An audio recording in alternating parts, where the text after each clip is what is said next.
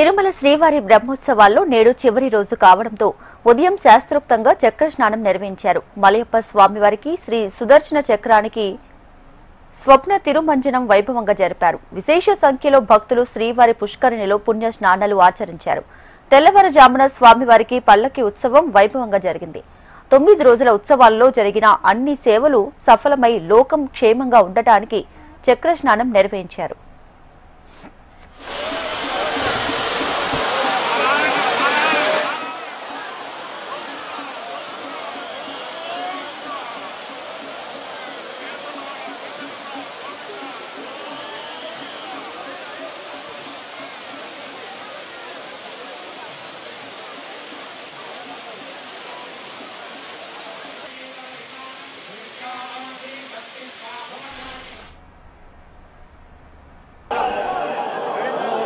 గౌరవనీయ ముఖ్యమంత్రి వర్యులు శ్రీవారి సాలగట్ల బ్రహ్మోత్సవాలు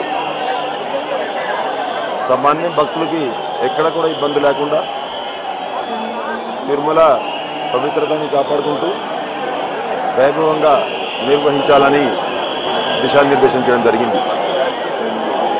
దానికి అనుగుణంగానే టీటీడీ బోర్డు అవసరమైనటువంటి నిర్ణయాలు ఇవన్నీ కూడా తీసుకున్నారు.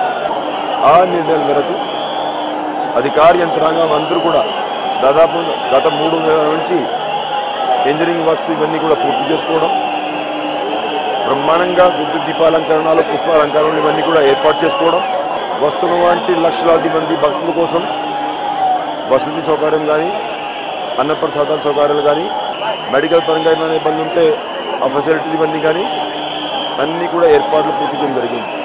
ఈ లక్షలాది మంది భక్తుల కోసం 9 రోజుల పాటు నిరంతరాయంగా కృషి చేసినటువంటి అధికార యంత్రాంగం అంతా, దాంట్లో మరీ ముఖ్యంగా vigilance and security staff, police యంత్రాంగం దాదాపు 7,300 మంది జిల్లా ఎస్పీ గారి ఆధ్వర్యంలో, అదేవిధంగా సిబిఎస్ గారి ఆధ్వర్యంలో ఎవరైతే పనిచేశారో వారందరినీ హృదయపూర్వకంగా ధన్యవాదాలు తెలుపుకుంటా ఉన్నాం.